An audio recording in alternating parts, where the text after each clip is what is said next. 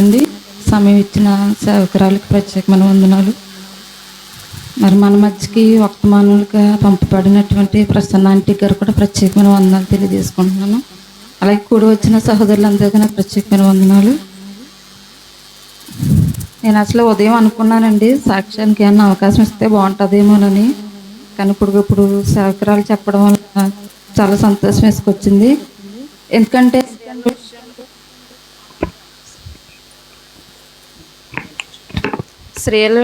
స్త్రీల సమాజంలో మేము ఎలా వాడబడ్డామో, మరి కొందరికైనా సరే సాక్ష్యం ద్వారాగా చెప్పాలని నేను అనుకున్నానండి.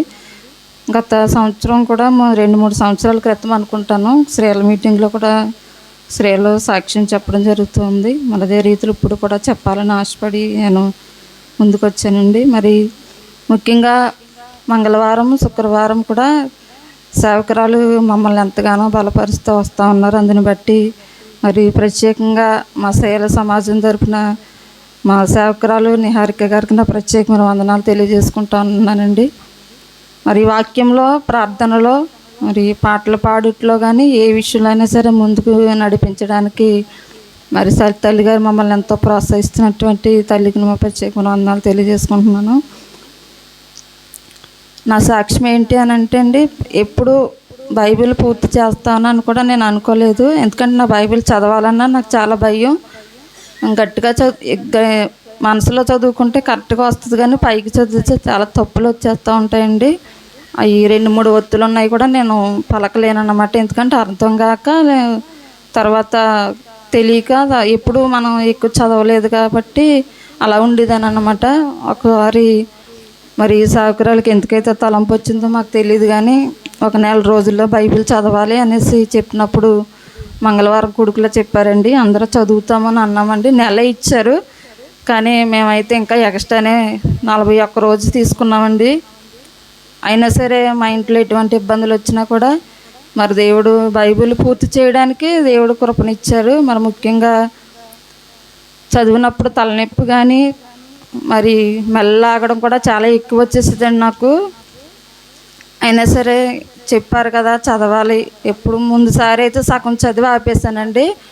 ఎందుకంటే ఇంకా టైం ఉంది కదా, చదువుకోవచ్చులన్న ఒక నిర్లక్ష్యం వచ్చేసింది.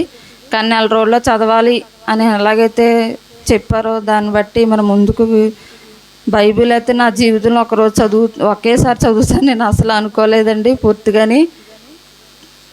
కానీ స్పీడ్గా చదివినా కూడా కొన్ని మాటల ద్వారాగా దేవుడు చాలా దర్శించారు. మరి ఎంత స్పీడ్గా చదివినప్పుడు ఎంత బాగా దర్శించిన దేవుడు మరొక్కసారి చదివితే, ఇంకా లోతుగా చదివితే ఇంకా మన జీవితం మార్చబడుతుందని నేను అనుకున్నానండి. మరి ఈ కొన్ని పరిస్థితులను బట్టి ఇవన్నీ అనుకూలమైన తర్వాత రెండోసారి నేను ప్రయత్నం చేద్దామని అనుకుంటున్నాను. మీరు ప్రార్థన చేయండి. ఎందుకంటే దేవుడు చదువుతూ ఉన్నప్పుడు కొన్ని మాటల ద్వారాగా నన్ను దర్శించి మరి నన్ను బలపరిచారు. మరి ఈ కొద్ది విషయంలోనే ఇంత అలా ఉన్నది అని అంటే, ఇంకా లోతుగా చదివి అర్థం చేసుకుంటే ఇంకా మనకి ఇంకా చాలా మేలు, ఆశీర్వాదకరం అని నాకు అర్థమైంది. అందుని బట్టి దేవుని నామానికి వందనాలండి. మరి ముఖ్యంగా నా విషయంలో అయితే మట్టుకి నేను ఇలా నిలబడతానని నేను అనుకోలేదు. పాటల విషయంలో కానీ, వాక్యం విషయంలో కానీ, మరి ప్రార్థనలో కానీ. మరి మంగళవారం అయితే ఫస్ట్లో కూడా కంఠత్వాక్యం ఇచ్చేవారండి. ఒక వాక్యానికే మేము భయపడిపోయి ఆ కంఠత్వాక్యం అయిపోయిన తర్వాత వెళ్ళిన రోజులు నాకు చాలా ఉన్నాయి. ఎందుకంటే చూడకుండా అప్పచెప్పాలి, తప్పులు వస్తే నవ్వుతారేమో, రాలేనప్పుడు ఎందుకు నిలబడ్డం అని అంటారేమో అని అనేసి ఆ వాక్యం ఆ సమయం మాకు తెలిసిందనమాట. 2:30 టైంకి వాక్యాలు, పాటలు, కంఠత్వాక్యం కూడా అయిపోయేది. అప్పుడు అయిపోయిన తర్వాత నేను వెళ్ళేదాన్ని అనమాట అండి. అలాంటి స్థితిలో ఉన్న మమ్మల్ని మరి కీర్తనలు 119వ కీర్తన మా ముందుంచి వారానికి 8 వచనాలు చదివి అప్పచెప్పాలని సేవకురాలు అన్నప్పుడు అందరూ కొంచెం భయపడ్డామండి. ఒక వచనం అప్పచెప్పడానికే పారిపోయేవాళ్ళు. 8 వచనాలు అలాగ అప్పచెప్పాలి చూడకుండాననేసి అనుకునేవాళ్ళు. కానీ 8 వచనాలు ఎలాగ అప్పచెప్తున్నాం అన్నది కూడా ఇప్పటికి ఇంకా మా స్త్రీలకి ఇంకా ఆశ్చర్యం అన్నమాట. వాళ్ళకి ఎలా ఉన్నదో నాకు తెలియదు, కానీ నాకైతే చాలా ఆశ్చర్యం.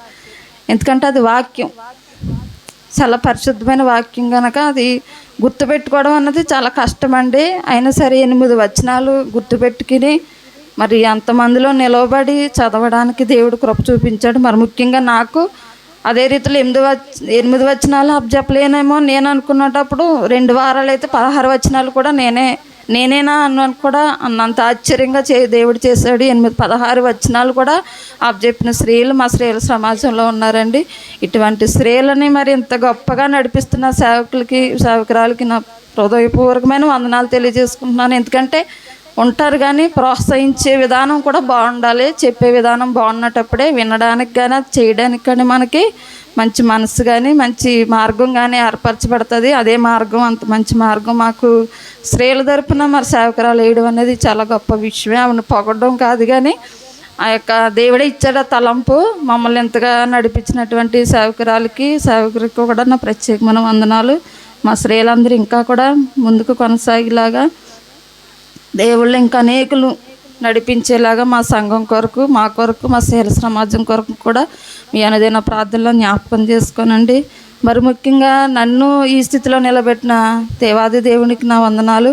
మరి ఇటువంటి సంఘంలో కాకుండా మాది వ్యక్తిగత విషయంలో కూడా నన్ను చాలా ప్రోత్సహించినటువంటి సేవకుల కుటుంబానికి నా హృదయపూర్వకమైన వందనాలు తెలియజేసుకుంటే చిన్న సాక్షి దేవుడు దీవించును కాక. ఆమేన్. సమస్త మహిమ దేవునికి కలుగును.